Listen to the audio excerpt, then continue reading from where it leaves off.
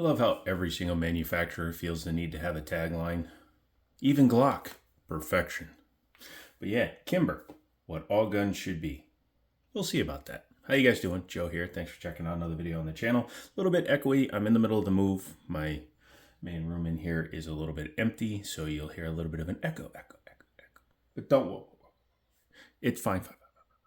This one is on loan from Liberty Arms down in Harrisonburg, Virginia. Feel free to Google them. I am not allowed to link them, but Harrisonburg, Virginia, Liberty Arms.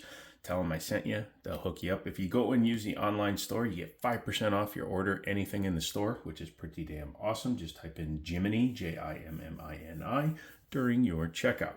When I went down there to help them out this past weekend, they had a Kimber in the case. And what's going on right now with Kimber is that they are releasing through several other distributors now. So your availability of the actual handgun seems to be coming up. Hopefully that means they've figured out all their businesses and their quality control, and everything's going to be perfect moving forward. I'm going to go ahead and pull this out. So it ships in a box and a bag. The bag is open, so I don't want to make it fall. And thank you for trusting your next shot to Kimber. Quality without compromise. Own something legendary. You have too many taglines, Kimber. Spend more money building your guns and less money coming up with taglines. You freaking ding dongs. But this gun came out a couple of years ago, and I didn't really understand it. And now I've come to understand the platform that it's built on, and it's both interesting and depressing at the same time. And we'll take a look at it. Get rid of the price tag, just so you know. I mean, Kimber for $450, it sounds enticing. Let's see if she's worth it. So you get the world's worst armband for a man. Actually, it's the band that goes on there. You'll be fine. You get the firearm. Show that it's clear. Set that down. And as you can see, this is the R7 Mako from Kimber. 9mm subcompact-ish. I mean, it is for me anyways. 9mm, optics cut, all that fun stuff. We'll take a look at that in a second. So you get your bag, spare mag, owner's manual. Gun lock is supposed to be in there, but it's probably gone. Or it's at the store. We're going to leave that there just so we have something in the background. Thank you. And we'll take a look at the gun. So this is a polymer framed, steel slide. 9mm, like I was saying. It has a very short barrel. It's designed for concealed carry, obviously, so you can pretty much just do that with it. Like I said, it's optics cut right out of the box. That's the RMRSC footprint. Has night sights, which again, being a carry gun, that's a good thing they do. Contrasting visibility, which is good. Has very, very strong stippling all the way around it. Looks like to be like a laser stippling. I don't know if that is actually... yeah, that's like a laser stippling, but it looks to be done very well. Looks like a laser stippling, might not be. Comes with a 10-rounder with an extended base pad and... oh, same thing, just a little bit smaller. You can see the base pads are slightly different size here, so that's cool. Has a small bit of attachment point there, so you can put a small light laser bazooka, small child with a hand grenade, whatever you can try to fit on there, and you'll be good to go. Sorry, just looking at things like the takedown on this. This is my first time with the gun, as it's probably your first time being here as a new viewer. Has a trigger safety, no external manual safeties, so that's fine. It is fully ambidextrous, which I do actually appreciate. You know, you never know if, when you're out in the field, if you're going to be incapacitated in one of your firing arms. The thing I haven't really been talking about is the thing that I've avoided up until now, and that's the fact that this is a Bubitz design. Not just because of the guy's name, but also because this is a design that honestly is not that good. It's interesting, but it's not that good. And what it is, a guy whose name is Bubitz decided that he didn't think guns were good enough. So he wanted to remake the wheel. So he came up with his own lockup design, which you'll see when we take it apart. It actually locks up here on the back of the chamber instead of with the chamber or with locking lugs on the top or anything like that. He says it's more efficient. I just think it's more expensive and complicated to build a gun, but they seem to have amortized the cost over tens of thousands of units that they've built, because now you can get these guns for $450 with the goddamn optics cut. Has like a ghost tri-top. You can kind of see where the line, so instead of having a smooth top, they went with kind of a ghosted top.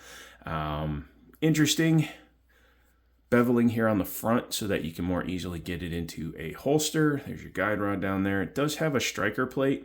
Again, I haven't taken an R7 apart, so we'll have to see if that's important to it. The sights are set up so that you can rack it off your belt or, you know, the side of a car or whatever you need to do it with. Trigger guard is not bad. The overall size of this gun is like Glock 26. Pardon me, Glock 26. So if you're looking for something about that size, this is definitely in that size. It's also cheaper and comes optics cut. So we'll have to see if it's worth going to a weird-ass lockup system or not. And yeah, I'll call it a weird-ass locking system. I'm going to use the mag because I need something. See, that one's too short to run my fingers on. So one problem I have with subcompacts is me personally, because I have larger hands, I have an issue with being able to get a good grip. You can see even with that finger extension, mainly because honestly it's going backwards. When I grip the gun, I'm still barely getting my pinky on there, even in my good shooter grip. So, but yeah, flat face with the trigger safety, interesting. Didn't think it was going to go that quickly. That's actually not bad. Let's talk about the trigger. So you depress that and you pull back. You can see there's a little bit of take up. It's also got a weird noise in it, but you see that with most poly guns. That's it, finishing the set of the striker in there. And then it just goes.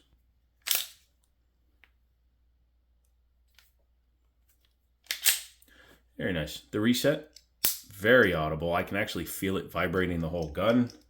And then right back into the next shot. I will say that it's not very tactile, like the wall. Some guns you can sit on a wall, but this one you can see it's just kind of mushy. And then it breaks. The break is not bad. The reset's pretty good. And it does break at 90 degrees, but it's still not a very tactile break. I like the fact that the trigger safety goes flush. Some guns it's a blade that's protruding a lot even after the trigger safety gets pulled, but this is not the case here. Mags are drop free, very nice. Front and rear slide serration, so you can run it both from the front and the rear. Not too bad. What do you say we pop her apart so that you can take a look at the lockup that I'm talking about? That's a little, make sure she's clear. All right. I believe it's Glock style. Yep. There you go. Now, like more modern guns, this is something that's happened in more recent times. You don't have to slide it completely off, which is why I was wondering about that back plate. But then I noticed it's completely enclosed, so that does make sense.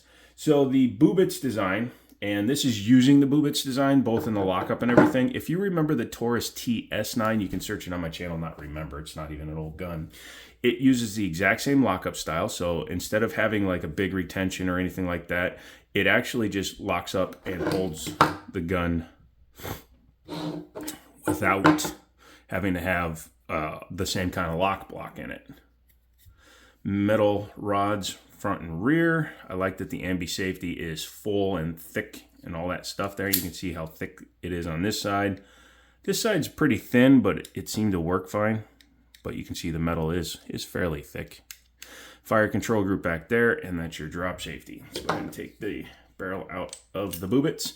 Captured guide rod. It is plastic, so I'm sure there are upgrades for that, but I would definitely recommend that. You can also make the recoil impulse feel a little bit better, both by adding a heavier guide rod and by having for example, a double nested spring. This is very old technology right there. But looking at the slide, you can see everything in there. There's what fires the gun. You can see it's actually a two-piece. The Taurus was the exact same way. So you got your striker channel back here, and then you have your breech face, breech block, whatever you want to call it there. Drop safety right there. The extractor bar is all the way in there, so it looks like when you take the faceplate off, you can see a little bit of a semi-cut. Hold on one second. Many apologies, sneezing fit. But yeah, once you do that, now where you need to see what's interesting is the lockup. you can see that basically the lug for the lockup is the top of the slide at the rear of where the chamber normally nests. You can see it's a giant frickin' lug, which is interesting, but it's more of a novelty idea. I don't know why, pardon me, I don't know why he thought that was superior to a chamber lockup, or when I say that, John Moses Browning short tilting action locking or locking lugs. But I mean, the guns tend to work, especially when they're built to a quality standard. The TS9 is built to a lower standard, and Bubit's own gun. Come on, his name's Bubitz. Sorry, dude. Your name's Bubitz. You should have changed your name. But he didn't get the right marketing. So instead, he licensed his technology out, and Kimber has been the most successful user of it. Taurus is second, and I've heard the guns are fine, but again, it's just non-standard design for the novelty of it, while also claiming that your design is superior. And that's where all these gun designers and all you gun designers out there take this note. You can say your gun is the shiz, but you need to be able to back it up. Look at Hudson if you want an example of how to overspeak your abilities.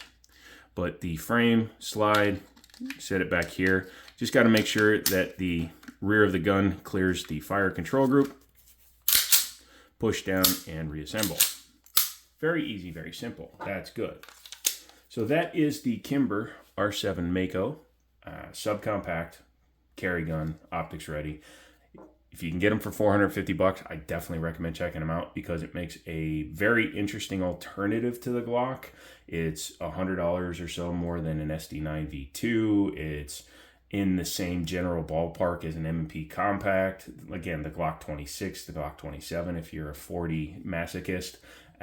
Overall, it's not a bad gun. It's just, I don't know why they decided to adopt such a weird style. Maybe they were able to get the licensing and the spec sheets cheap enough that they were able to produce the gun and then sell the gun for such a reasonable price. I'm not interested in it on the channel, as I'm not a micro guy, subcompact guy, but you guys let me know down in the comments if you have one, if you trust your life to it, and what you think of it as a shooter. Who knows? If we get one of these in used, maybe I'll take it to the range, but this one's brand new, so I don't get to shoot it. If you have any comments, questions, suggestions, well, you can keep your suggestions to yourself. But if you have any questions and comments, go ahead and leave those down below.